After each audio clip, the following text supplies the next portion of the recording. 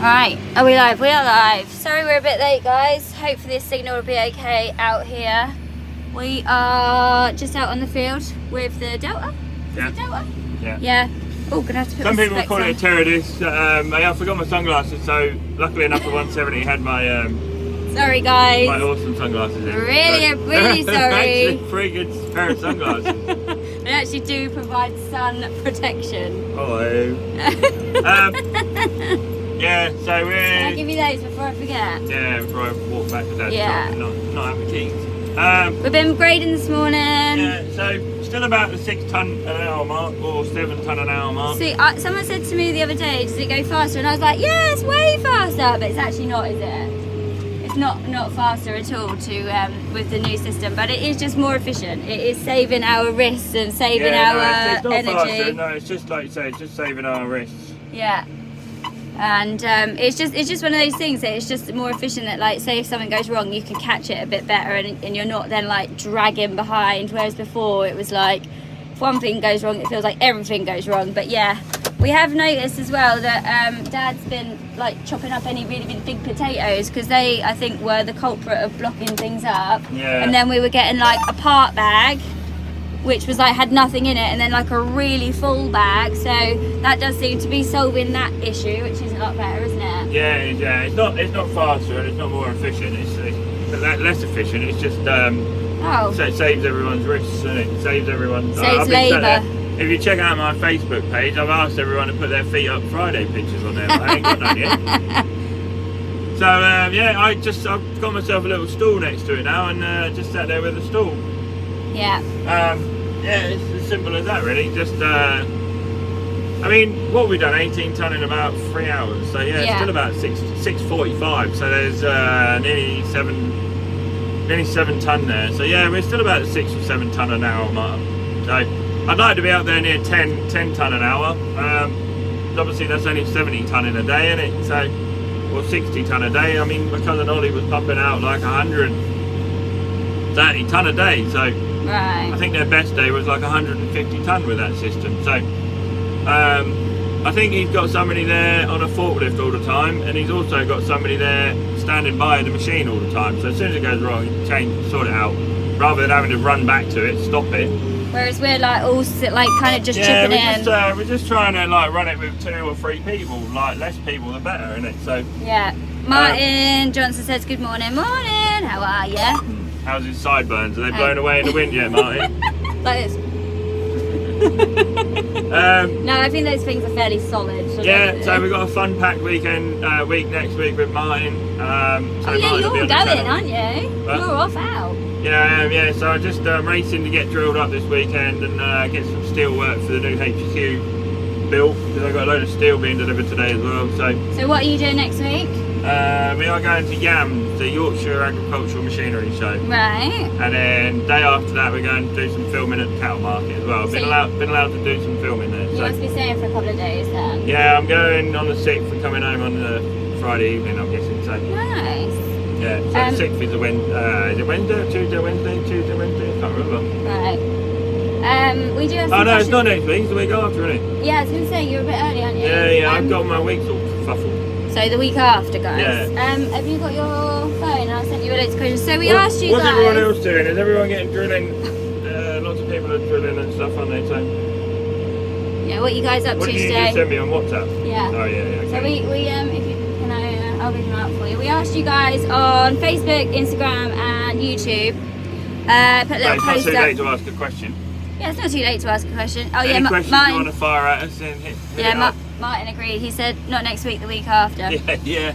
Well done, Martin. Steve said, morning both, nice to see the sun out. Morning. Yes, it is. It is, yeah. No, me and Anna are on a field at the minute with a 6170 and a Terradis. I'll show you. And there was a lake in the middle of this field over there a few weeks ago. So how is it feeling? It feels like it's like I let loads of air out of the tyres, so I've got about 16 psi in the back tyres now, and I've got about 14 in the front. So these Continentals, they're Continental, Goodyears, my TAS, whatever you want to call them. right. they were taken over numerous times. Right. And the only one downside I have about this tractor is the tyres on it. Okay. I don't really like the Mitas or the Continentals or the Goodyear tyres. Okay. I tend to go for a Michelin first and then a BKT after. Right. They don't flex anywhere near as much as what a Michelin would do, or a BKT does a nice flex in the sidewall. So yeah, we're not really struggling for traction. It's just a bit greasy on top. So this is why you're going to come out here and do this. And you're not in all the way, I've noticed. It's not No, in. I kept it there. You don't need to be on all the way. Right. No, it's pretty hard on this field, but I think we're doing a good enough job for. You guys can see. I've learned that wheat only needs for our soil. Wheat only needs a few inches of tilth and a few inches loose dirt, and it'll grow. So.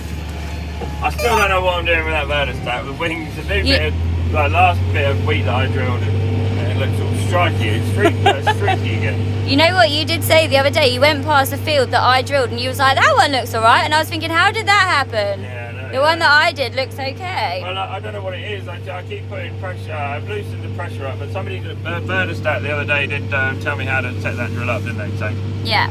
While we were at Lama, so thanks to them. But I may be on the phone to a Verdestat specialist, unless any of you lot know where I'm going wrong with the 6 metre Verdestat. Well, we'll have to just film it though, surely. Yeah, we have to film it for someone to be like, oh, why don't you try this? Why don't you try he told me where there's a valve. You put all the pressure down on the wings and then open the valve and dump all the pressure out of your tractor, and it should come back. But otherwise, I got an accumulator problem there somewhere. But I mean, if I'm going to use this drill, it's worth me spending a couple £100 on getting an expert out to it and making sure everything works okay. So yeah. Cool. So Susan says, what's your favourite and least favourite jobs on the farm? Well, we've been through this before, haven't we? The most favourite job is obviously when the combine's working properly and everything's going nice. When it's working properly. Just sitting in the summer. I know I'm sat indoors, but I'm still sitting there with the air conditioning on, and you're on a Saturday afternoon is even better. I mean, I don't really follow football much now. I'd rather watch rugby. But there really ain't nothing better on a Saturday afternoon than combining with the football on and just chilling out with listening to the games playing, you know. So as a non-football fan, for some reason I like that. Yeah. Yeah, so combining is my favourite, and then obviously what we've just been doing there is probably my least favourite. What, grading? Yeah. I actually don't mind grading. As long as I'm not picking off. Picking off is a bit you hard. amused, doesn't it? Yeah, it goes so fast, I think, when you're grading, but yeah. But yeah, no, potato grading, picking potatoes over, making sure there's no rotten ones and stuff in them. It's not that fun, is it? No, it's not much fun. And your hands, like those gloves, just don't do anything. Your hands still get filthy. Look, I've been wearing gloves and they still, like, you get that almost dry skin and they look like the Sahara Desert with dirt in them. Yeah. Do you know what I mean? Yeah, so that's my least favourite. But yeah, combining on a Saturday afternoon with a football one. Lovely. Aircon just set so. And Matthew Barber, what are your thoughts on Red Tractor? I think Matthew already knows my thoughts on Red Tractor. I think he's taking the mix. They were saying in the Farmers Weekly last week that the chairman of the Red Tractor needs to go. Right, there has been a review on it lately. I don't actually know what the outcome was, so if anyone knows, let us know. But I am getting none of my products are getting any financial gain from being in the Red Tractor. So why am I in it? I don't understand how imported food is coming in and all of a sudden being put in the same standard. I just don't, it's not fair, you know, and some of the stuff they wanted me to do for the Red Tractor, all they need to do is come out and check my sheds are clean, rat bait is in the right place, and paperwork for that is all in order, my spray records are all in order, and the sheds are clean, and like we only have it for the week because obviously the beet and the potatoes go straight into the factory. So it's just becoming a flaming nuisance is what it is. Some of the things like my recycling, okay, if there was no Red Tractor, I would be one, more happy, two, nothing would change because my spray records would all still be up to date, my rat bait things would all be up to date, the stock taking, the chemical store would all be up to date. Got Brian calling you. Yeah, just press cancel it. Okay. And sorry, we'll talk to you in a so minute. yeah, I have to keep my spray records and rat bait station records and stuff for 5 years anyway for the Environment Agency. Yeah, it's just they wanted to know what Mother's maiden name was. They wanted to know what my first pet squirrel was called. Poor Bernard. I still miss Bernard every day. So yeah, it's just gone out of control. They've just gone power hungry. So where does it go from here? They shut it down. But okay. Yeah, red tractor, get rid of it. It's not worth the paper it's printed on, and start afresh with some kind of people that know what they're talking about running Farmers running it. Because now it's an American company running it, isn't it? So how's that fair? I don't understand. I just don't understand it. We're basically having our hands tied behind the back, and our competition is laughing all the way to the bank. So anyway, let's go something a little bit. Thank you, Matthew Barber. It's a good job you got those sunglasses on when we're talking about red tractor. Yeah. These are my red tractor sunglasses.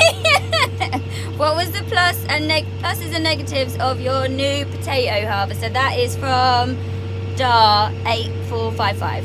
Hello, mate. Well, basically, I can go out there harvesting on my own with a trailer on the field. So I can take the trailer to the field, go harvesting. And that's the one advantage, really. I mean, I would have never got my trailed harvester through some of the holes that we had over Hockwold without it, and I would have never got the trailer next to the harvester over Hockwold. It would have been Sink City, wouldn't it? So yeah, basically just once we've figured it out, I mean, we have pretty much figured it out. It's nice to have someone on the field with you following you around, so you can just empty when you want. But if you can't have that, then it's just as simple to go harvesting on your own. You know, it's so simple. Got a bunker on there. It's got twice the cleaning capability of my old harvester, which is still for sale, guys. If you want to buy it. Yeah, so it's just all round an advantage, really. The only downside with it is it's quite juicy. Does like to drink a lot of fuel, and it's quite highly strung, so maintenance wise we're going to have to keep on top of it, and yeah, if we just keep on top of those things, then we should be all good. Hopefully be a good harvester. Cool. Jerry O'Connor says, what do you think the future holds for a young man starting out in farming is? Depends what sort of farming you want to do. Well, we can only really comment on arable, can't we? Yeah, we can only really comment on arable. If you're going to get into cattle and pigs and sheep and stuff, try having just enough that you can keep like local customers happy. Try and get contracts with local butchers. Try and get contracts with schools and stuff like that. You know, so I wouldn't say contracts. I wouldn't try and get yourself steered into a contract, because the price fluctuates. Like potatoes fluctuate, you know. Sometimes they're a lot of money, and sometimes they're not a lot of money. So, do you think that the future's looking okay for someone new starting out in farming? I think so. You're optimistic. I mean, there's a lot. Hang on. A lot of people doing. Concentrate what you're doing. Come on, 170. You got this. There's a lot of people doing a lot of small scale, high quality food. Farm to fork type stuff now. Okay. Obviously we grow like 1,500 ton of potatoes, and trying to get all the locals to eat 1,500 ton of potatoes is quite difficult. You do have a lot of customers though. Yeah, they do have a lot of regular customers, and I appreciate every single one of them, you know. They're all good. They all come from the local village and buy potatoes from us and stuff, and most of the time they're like, stuff from the supermarkets you get is pants. Yeah. So we come to you, you know. And it's really funny though when you get some people that they're like, it's dirty. Yeah, no, they're Why dirty. have I got to clean it? They are dirty potatoes, Yeah. So yeah, no, I think the future's bright. I think you should do try and get into farm to fork, I think they call it, where you can grow really animals, have them slaughtered and butchered or whatever yourself. As for arable and stuff, maybe contracting and stuff is pretty good at the minute. If you haven't got your own farm, then you're going to struggle a little bit, I think. But if you have got your own farm, then just try and make things as simple as possible. Like we bought that harvester to make things simpler for ourselves. Yeah. I bought the 6 metre vertistat to make things simpler for myself.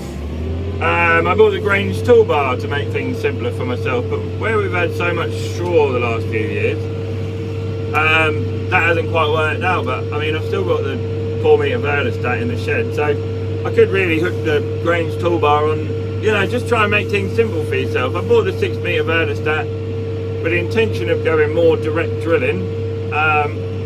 Hasn't worked out well this year because obviously the soil has been compacted like mad from the rain, and also we had a lot of flat wheat, lodged wheat if you like, that I have had to deal with. So on a normal year when all the wheat stays standing, I can pretty much go out there in December, November time and drill my wheat on my own. So making life simple for myself, much the same as our bagging line as well, isn't it? Yeah. Just make things simple for yourself, you know. It costs a little bit to get that bagging line up and running.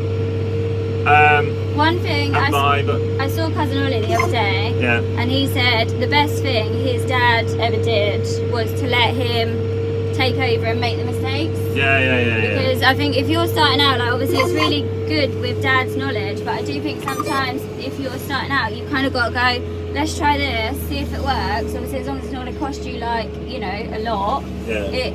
It just see, make the mistakes, and then go from there. Then you're not going to do it again, hopefully. Yeah, there is a lot of that going on. Yeah, you kind of want to, if you have somebody else's opinion when you're trying to get something done, most of the time it kind of puts doubt in your head. Right. It puts doubt in your head, and then at which point you kind of like lose any motivation to go out there and do. Yeah. You think you're doing right and you're doing wrong, and then Dad comes and says, "Why are you doing that?" Yeah. So no, it's definitely worth making the mistakes yourself. Yeah. And then I have got one more. It wasn't a question, but it just made me absolutely die with laughter. I hope he doesn't mind me saying, but a guy called Christopher Bagley put a comment on our channel the other day when I'd said about us farming families feuding.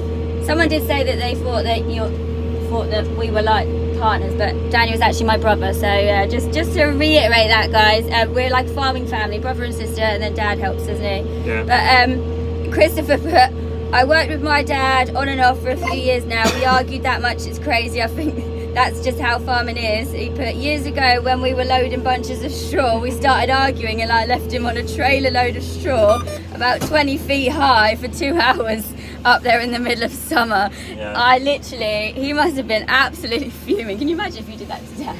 Yeah, I've probably done that to Dad at some point in my life. However, it just made me laugh. I hope you don't mind me saying it, but that must happen all the time. Families just literally like arguing with each other. But yeah, me and you, we're not too bad. It's just lack of communication is when we start arguing. When like one of us will be like, you know, like you say, it's so quick and everything's always a rush, isn't it? And everything's always going wrong when I want your attention, you know. That's but you know, I think I'm picking it up as quickly as I can. One thing I did think I might do is I might go get a farming simulator game. Okay. I thought you were going on your course.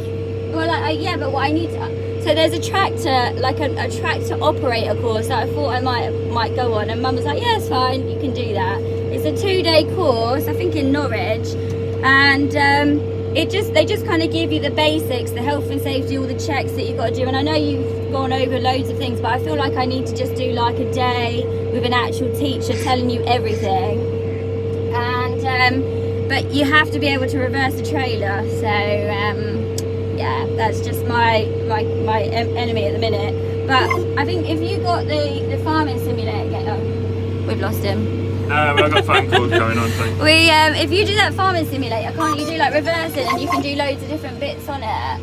I thought you could. Yeah, you can. Yeah, it's just not lifelike. I mean, I know it's not lifelike, but if it helps, yeah. I might do it. But yeah, I think sometimes you just need to throw caution to the wind, and like when we get caught up next week or the week after, I'll get you on the forklift to move in pallets. So picking a stack of pallets up that way. Yeah. Pick a stack of pallets up and move them around and stack them all up and see how quick you can do it, you know, when you're out in the middle of the yard, so you can you can get used to how quick the forklift will work and how quick it'll go in reverse and how quick it'll go. But like, slow down and stuff. I have been helping you guys in the grading shed, but there's things that, like, when I'm putting the boxes in the box turner, if there's boxes to the side of me and I haven't got loads of space, it really, like, I freak out a bit. But I'm getting a bit better, but I'm like, oh, I'm gonna hit something. And I do sometimes catch it with the back, and it's just one of those things. I think it just comes in time. But then I just have to remind myself, you've been doing this since you were like 8 years old, so I can't really compare to my skills to your skills for a while, but I'll get there. But yeah, I just need to learn how to reverse a trailer. Not quite there yet. I have been trying with that little tractor that you gave me, but it is difficult. But yeah, no worries. Right, I've got to go and leave you to it. Are we just going to turn back down there? Yeah, well, I'm not going to get out this end of the field. No, that would be daft, wouldn't it? That would be real daft. What's everyone else up to? Quickly let us know before we... Have you had anyone comment on that yet? Yeah, a few people. Just, Martin and Steve. Martin Johnson said, why don't you just buy a new drill like Ollie Harrison? Friday what? Why don't you just buy a new drill like Ollie Harrison? Oh, yeah, no, I quite like the idea of Ollie's drill, I really do. What's he got? He's got a horse direct drill thing. Oh, okay. I like the idea of that. My soil's way more forgiving than what Ollie's is, so Ollie likes a direct drilling route because obviously he's got stone and flint and all sorts of good shit like that. Good rubbish. Stuff. Yeah, good stuff like that.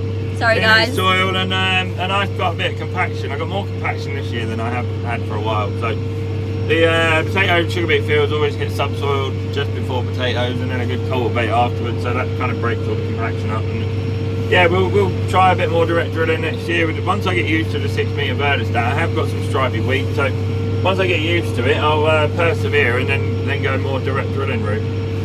So, cool. Don't forget, guys, our clothing sale is still on until the end of January. I have got loads of bits to post out, actually, haven't I? Yeah. But yeah, that is on till the end of January. If you wanted to get your Fenland stuff, we are always wearing them, but they're always under our overalls. Go and buy yourself a hoodie. Don't forget to keep subscribing, guys. I know loads of people watch the channel, but they haven't subscribed. So I'd really appreciate it if you go and subscribe. We're going to try and... You want to try and push for 10,000. I'm going to try and push for 5,000. 5,000 would do me. I never thought we'd get 100, so we're doing well. Yeah, right. Bye. Ah! Right, bye. Bye, guys. See you later. I don't know. Yeah, I think I gave it back to you. Bye. Bye. Oh. I don't want to wear them. Bye, guys.